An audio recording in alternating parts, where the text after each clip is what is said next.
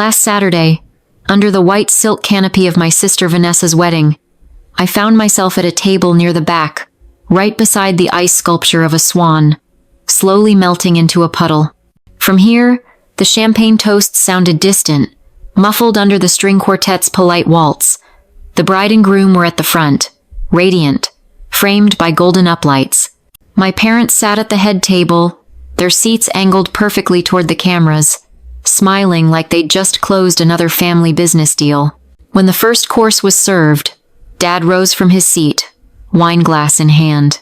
"We couldn't be prouder of Vanessa," he announced, his voice carrying over the clinking cutlery. Then he glanced at me just long enough for the spotlight to shift. "As for you, Rachel," he gave a practiced chuckle, the kind meant to soften the blow. "Well, you've chosen a different path, and we think it's time you stand on your own 2 feet. So, as of today, no more family support." A ripple of polite discomfort moved through the nearby tables. My mother dabbed at the corner of her mouth with a linen napkin, avoiding my eyes. Vanessa didn't even look back, too busy, laughing at something her maid of honor whispered. I didn't speak. I didn't ask why they'd chosen this moment, this stage, to cut me off. I simply sipped the champagne, its bubbles sharp against my tongue, and set the glass down carefully so it wouldn't betray the tremor in my hand. I watched Dad return to his seat, smug in the belief he'd just taught me a lesson. The lesson, though, wasn't his to give. Under the soft glow of chandeliers and the brittle sound of crystal meeting crystal, I sat in the shadows and thought about all the years they'd mistaken my silence for surrender. What they didn't know was that my life had been built far from this room, brick by quiet brick, and before the night was over, they'd see it too.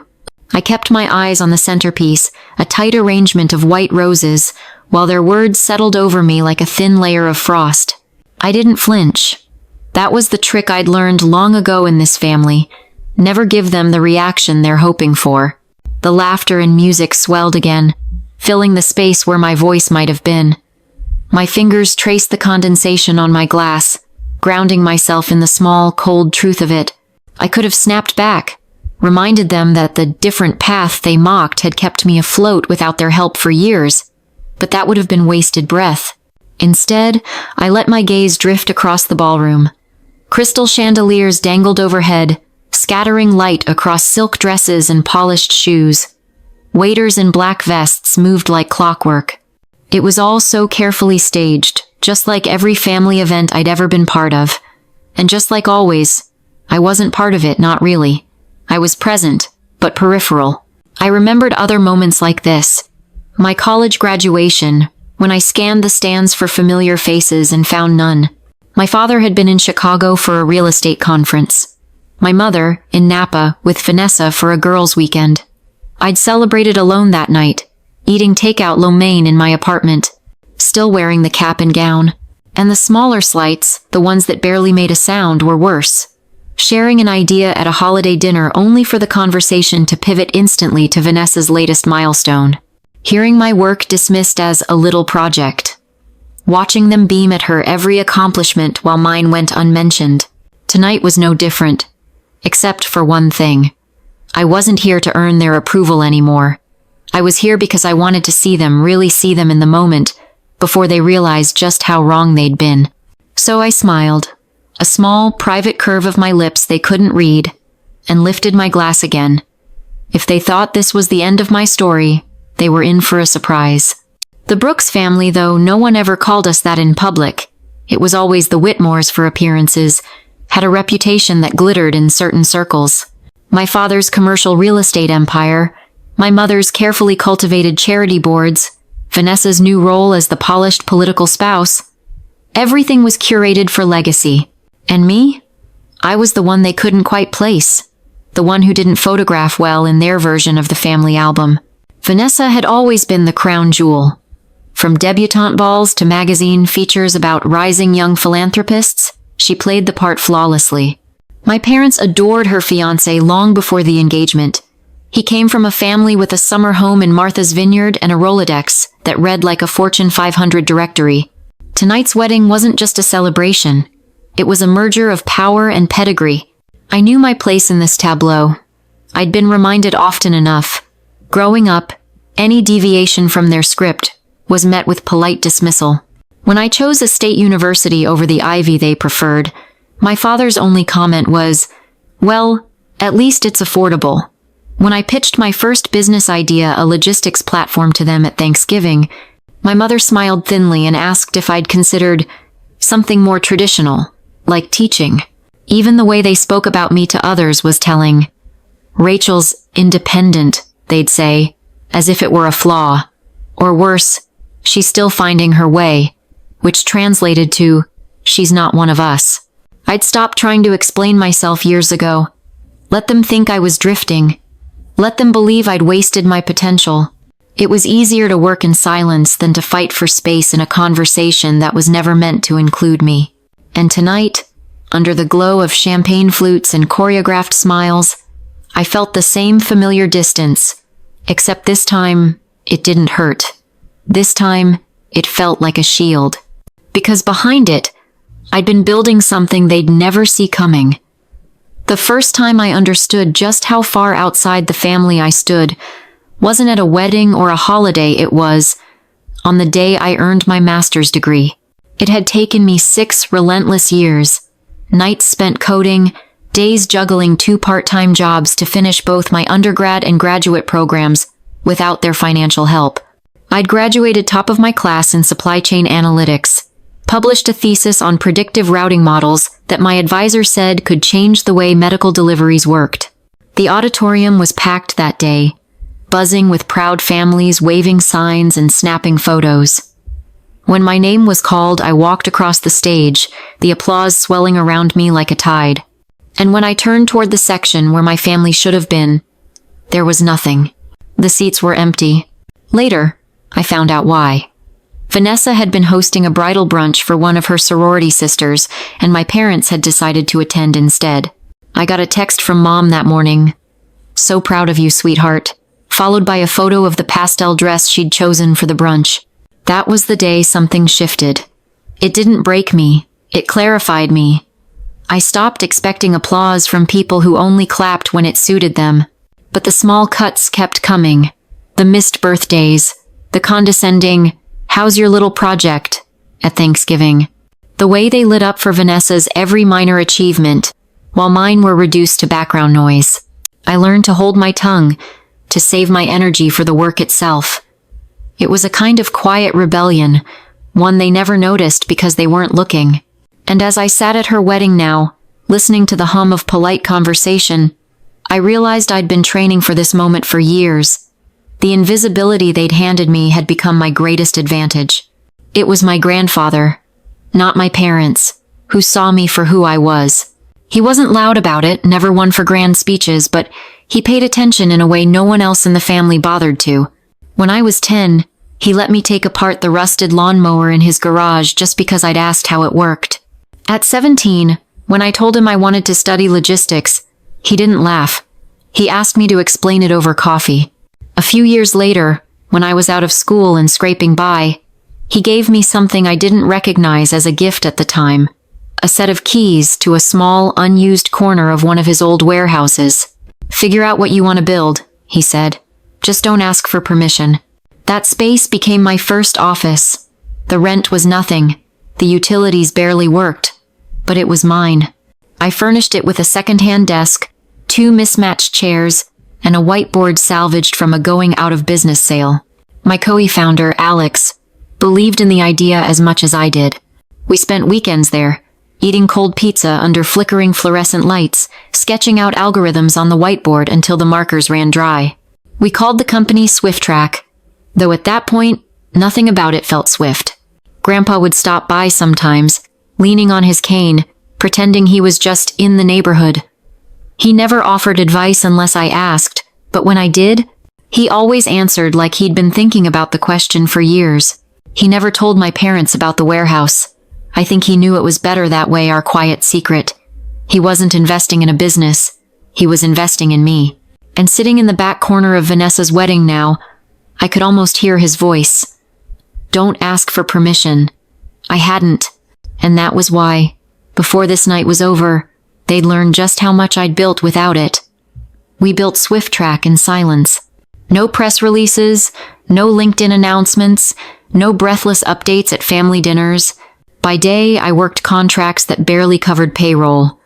By night, I refined the routing engine, teaching it to predict last-mile delays from weather patterns, construction updates, and traffic data. I tested it by volunteering with a local food bank, optimizing delivery routes so meals reached seniors before the food went cold. It wasn't glamorous work, but it mattered. Some weeks, the warehouse felt like a war zone, servers overheating, invoices piling up, Alex and I arguing over code at 2 in the morning. But little by little, we gained traction. A regional medical supplier took a chance on us, then another. Soon, we were quietly managing deliveries across 3 states. I didn't tell my family. Not when we hit our first million in revenue. Not when we hired our 10th employee. The fewer expectations, the better. At Christmas, Dad asked if I'd figured out what I wanted to be yet. I smiled and said I was still working on it. Vanessa suggested I look into event planning. "You're so organized, Rachel. You'd be great at weddings." I bit my tongue and let her have the line. They didn't see the lady night calls with suppliers in different time zones, or the way I'd begun negotiating contracts worth more than their summer homes. They didn't know I'd stopped needing their approval a long time ago. I wore the same understated dress to every family gathering, drove the same beat-up sedan, brought mid-doubt tier wine. If they thought I was still figuring things out, good. That was the point. Because while they were perfecting their public image, I was building something they couldn't buy, control, or take credit for. And soon, whether they liked it or not, they'd have to see it. Dinner service at Vanessa's wedding moved like clockwork, plated entrees gliding from the kitchen, waiters topping off champagne before glasses reached half empty. From my corner table, I watched the choreography play out, waiting for the next act. It came during the toasts. Vanessa's new in-laws raised their glasses, voices syrupy with praise. Dad took his turn, delivering a speech that doubled as a public relations pitch for the family brand. Then, as the applause faded, he turned to me. "And Rachel?" he began, his tone shifting into that diplomatic register he used to deliver bad news to investors. "We think it's time you find a path that's sustainable, something stable and visible. Until then, we're pausing any further family support." The room didn't go silent exactly, but the sound dulled, like someone had thrown a heavy curtain over it. Mom chimed in, quick to soften the blow. "This isn't about punishment, darling. We just want what's best for you." From the head table, Vanessa sipped her champagne without comment, her new husband leaning in to whisper something that made her smile. I set my fork down deliberately. "So just to be clear," I said, my voice even, "you're cutting me off because I haven't followed the family's template." Dad gave a thin smile. "Not cutting you off, just pausing things." I nodded once. "Understood." And then my phone buzzed in my lap. Once. Twice. A third time in quick succession. The pattern I recognized immediately: Alex's "only call me now" code. I excused myself with practiced politeness, stepping toward the hallway. "Alex?" I answered. Her voice was crisp, carrying just enough to reach the nearest tables. "Rachel, SoftBank just wired 40 million. Valuation's official 100 million pre-flow." For a moment, all I could hear was the echo of my own heartbeat and the sudden, brittle stillness spreading through the room behind me. I turned slightly, still holding the phone to my ear, letting the words hang in the air just long enough. Alex kept going, oblivious to the stunned audience behind me.